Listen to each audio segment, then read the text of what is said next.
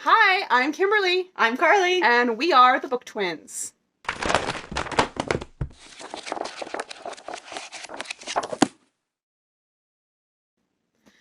Welcome. We are so excited for you today. We're going to talk about one of our favorite authors Yes. of all time. For me personally, he is my favorite author.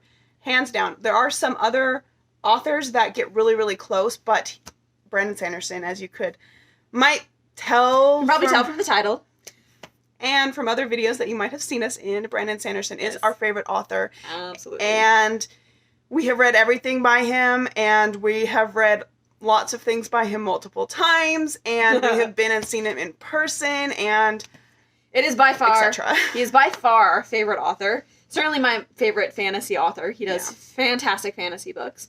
But the one specifically that we're going to talk about today is the Mistborn. We want you to read them because they are fantastic. You will enjoy them. Yes, if you are new to fantasy, read them. If you're not new to fantasy, read them. If you have never read anything by Brandon Sanderson, this is a great place to start. It describes a magic system that is unique. You've never read anything like his magic system before. It is thought out. It is hard magic system, which just means the rules are very hard and fast. You can't really get around the rules. They make sense, and the way he writes is very intriguing and just draws you in and makes you want to read more. Yes, he's not someone who's a bit about, big fanciful descriptions or language. He's very straightforward in a way. His characters are very distinct and very defined, which is really fun. And like she was saying, his magic systems, they are defined in a way almost more by their limitations than they are what they actually can do, which makes it even more real because it's not vague. You know exactly what your these characters are capable of, which is fun because you have some magic systems, they're used as a way of just pushing the story forward, whereas these magic systems, they're built into the world, so it's believable that this world would develop in a certain way because this magic system exists. Absolutely. And so the main character of Book 1, The Final Empire, his name's Kelsier, and he is a very intriguing character because, as Brandon Sanderson has said before, depending on the circumstance, he could have either been a villain or a hero. Just the setting of Book 1, The Final Empire, he is made out to be a hero or a god because of everything he decides to do and to reach for and be and how he changes the world. It is fantastic. The world starts out in a very depressing state. There are slaves, there are noble-born, and you have these people who feel so helpless. They feel like there's no hope, and it takes one person to ignite hope in order to get people to make decisions to change their circumstance and their environment. Yeah. So as she was saying, the world starts off in a horrible place because it's a book where the hero has failed. Yeah. And this is the consequences of the hero failing. And then this is the world that Kelsier is born into, and he lives in the criminal element of the city, and it's a heist story, this first book. And it's all about him gathering his crew, him training his crew, and they're gonna pull off this big heist that no one's ever done before because you have this population that's very oppressed and very downtrodden.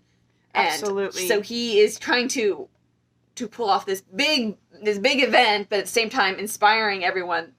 And he's finding that really difficult because of how everyone is just, they're just trying to survive, and they're not really thinking about anything farther into the future than the next day and how they're going to get food for the next day. Absolutely. And so you have Kelsier, who can see farther than anyone else, and that's what he's trying to do. He has this really well thought out plan, and trying to move forward. And then of course there's hiccups in the plan, and things go wrong. He's the leader, and the members of his crew have their own leaders. So it's like you get the best of the thieves and the best of the robbers or whatever, and you get them together, and they have their own crews essentially, and you're trying to basically overthrow the government essentially. And it is hard. It is daunting. Honestly, Kelsier is the only one that believes that they can do it, and everybody just trusts him almost unnaturally. And sometimes Kelsier does things that you're like, why did he do that? Oh my gosh. And everything works out, and they keep going forward. And so the first book, in the way of most trilogies, it kind of wraps itself up in a way. So it finishes off with this big event that they managed to do, and then you're like, okay, so where are you going from here? And, you know, in the next book, it opens up with... It's called The World of Ascension is the next book. And it's interesting how he's able to bring the grand finale to the Final Empire book 1 and pull it through to the next book. What they did at the end brought some unforeseen consequences, and they then have to deal with them. And they are not equipped to do what they need to do, and they get themselves into a lot of binds. There is more about the world that is unveiled, and there is more growth and development of the characters, and... I have to say, the one thing about this book, The World of Ascension, though, is throughout the entire book, I was waiting for them to go on this journey. Right. Because he kept, implying it, so I'm, keep reading, and, when are they leaving? They keep making it sound like they're gonna leave, and then they don't leave. And so... I was kind of confused throughout most of the book, because I'm you're like, when are they leaving? And they're still not leaving. Yeah. But it starts making it, when they get toward the end, each other. It builds upon it, and it makes sense why they don't leave, eventually. Absolutely. And then you get to book 3, and book 3, okay, let me just tell you, we have another sister who has read these books, and she got to 100 pages towards the end of, it's called The Hero of Ages. And she put it down, she's like, I don't need to read the end of the book. I know what's going to happen. And we were like, what? The biggest things of the whole entire trilogy happens towards the last 100 pages. And let me tell you, I could not expect what happened. And not to be too many spoilers, but I might have sort of thrown the book across the room a couple times after the end of book number 3. It was so unexpected. And I was like, what the heck? And so she was like, really? Was that unexpected? I thought I knew what was going to happen.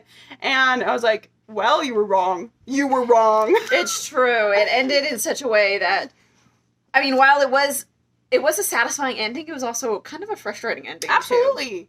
Because you want your happily ever after for all your characters, and all of them don't quite get the happily ever after. Right, and... But at the same time, they fulfilled what needed to be done. They almost fulfilled their mission, and you're like, it was happy and not happy. Like, how can that be oxymoronic, but yet you're still left with more? But don't be worried, don't be afraid, because there are more books after this first trilogy. Yeah, so this is Era 1. This is Scadrial Era 1. Yes. Right? So if you know anything about Brandon Sanderson and his Cosmere, you know that there are different planets and different worlds. And this particular world that they're living on is called Scadrial. Yes. And so... It happens in a time period, it's kind of like Middle Ages. Yeah, very Middle Ages. Right, so they don't have technology. They've got swords and castles and moats and that type of thing. So it's very... Yes. Knights in shining armor, almost. Exactly. And then after this trilogy, there is a time gap, and then there is a second trilogy, or what the fans call it, Era 2.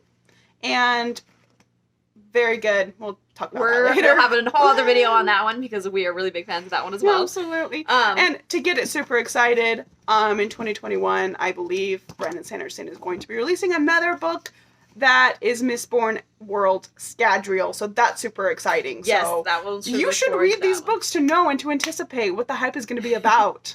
You really should. All right, so for ratings for the Mistborn trilogy, what would you rate them? My favorite one is book 1 out of the 3. Okay. So I do like the other 2, and they do add and they give necessary information, and there's good character development, and the world grows, and there's lots of different things that happen that are unexpected. But my favorite one for sure is Mistborn: The Final Empire, and I would probably rate it like a 92, 93.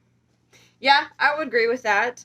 But the second 2 probably very close, like probably 90 and then like an 89 or something, or for 88. Me, they're all kind of about the same. Yeah. They're, in a way that all 3 of them are very different, but they all very much wrap around each other and very much come to a satisfying ending. And so I kind of rate all of the books together. Yes. The same. And I'd rather rate them as a trilogy versus the individual books, because each individual book was amazing.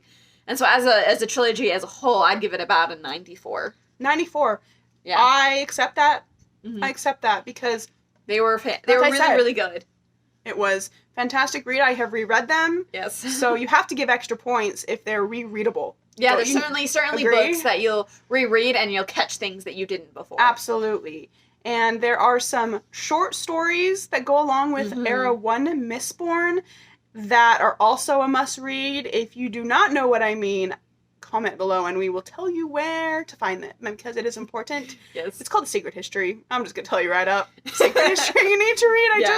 The Secret History. Okay, so I had reread the Mistborn Era 1 trilogy twice. And then I have a brother who's like, you've not read this, Kimberly? I'm like, he loves all things Cosmere. He knows more about the Cosmere than we do. And he's like, I can't believe you haven't read this, being a fan or whatever. And I was like, okay. So I literally sat down and read it last, 2 months ago. And I was like, what? Oh my gosh, you have to read it. So you have to read it. And if you don't know where it is, let me tell you. Message me. Comment. I will let you know where to find it. And you can talk to me after. All right. So tell us what you think. And see you next time. Bye. Bye.